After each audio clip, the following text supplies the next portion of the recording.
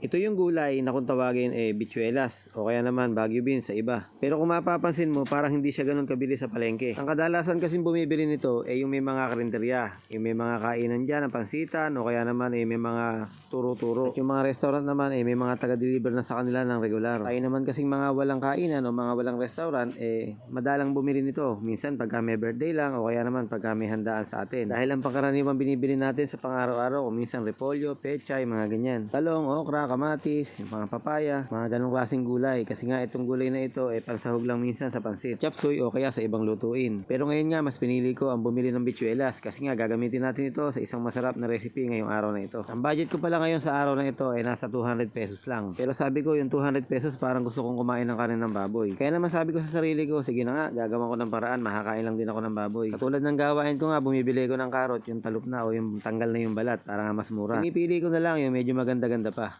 Maraming salamat pala sa lahat ng nanonood ngayon. Welcome po kayo sa Cook and Taste. Bali, dalawang klaseng gulay lang pala yung ating gagamitin. Yung bichuelas nga at saka yung karot. Ngayon naman, simulan na natin magluto. Gamit tayo ng ating magandang kawali at lagyan natin ng konting mantika. So dito nga, pinainit ko ng gusto. Para nga maganda yung ating pagluluto, nilagay ko na nga yung ating sibuyas. Halu-haluin mo lang hanggang sa maging translucent na nga itong ating ginigisa. At sa mga nagtatanong pala nung ating sandok kung available na nga ba, pasensya na po kayo, hanggang ngayon po hindi pa dumarating yung pinapadeliver ko. Sadyang napakarami po kasi nilang demand at tayo po medyo nasa hulihan lang ng listahan. Kaya naman, ayan, talagang ganun, maghihintay tayo. Okay, naluto na nga natin yung ating ginigisang sibuyas at bawang. Ngayon naman, meron tayo ditong 100 pesos na giniling na baboy. Yes, tama yung pagkakadinig mo. Binili ko nga halagang 100 pesos lang para nga yung halagang 100 pa na natitira sa 200 pesos ko, yun na lang yung pambili ko ng pansahog. Kaya nga at least, yung makakatikim ka ng baboy sa halagang 200 pesos na budget mo maisasakatuparan mo na sa recipe na ito. Yung bichuelas pala halagang 40 pesos at yun namang ating karot halagang 10 piso. Tapos nga itong ating oyster sauce 8 pesos yan. Hindi ko inubos lahat yun. At yung bawang at sibuyas naman meron naman ako dito sa ating kusina. Bali ang nailagay ko na pala dito ay yung oyster sauce, yung paminta at saka yung liquid seasoning. And then ibinuhos na nga natin yung ating carrots. At isasabay ko na rin pala yung ating mga bichuelas. Shoutout pala kay Luisito ng Barangay Soliban, yung aking classmate.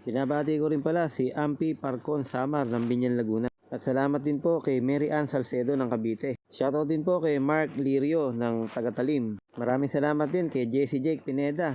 Maraming salamat din po kay Roseville Datuin from Zambales. Bali, ang pinansabaw ko po pala nagtunaw lang po ako ng 4 cubes sa mainit na tubig. Yun lang po masarap na at hindi na nga po ako gagamit ng pampaalat dyan. Ito naman pong nakikita yung itlog, yan po ay halagang 30 pesos lang. Opo, tama po kayo. Bumibili po ako nung medyo crack na itlog para po mas mura. 5 piso lang po ang isa noon. Pag nakabili po kayo, makikita nyo mga crack na. Kaya naman mapapakinabangan pa po yun. Pag nilaga nyo, yun nga lang pangit ng balatan siya kasi nga medyo sira na yung ating mga balat ng itlog. Para po makabili kayo ng mga ganyang crack na itlog, pumunta po kayo sa mga nagtitinda ng itlog kasi po pag nagsasalin sila sa tray hindi na iiwasan yung mga masira. Sana po nagustuhan nyo, pakishare naman.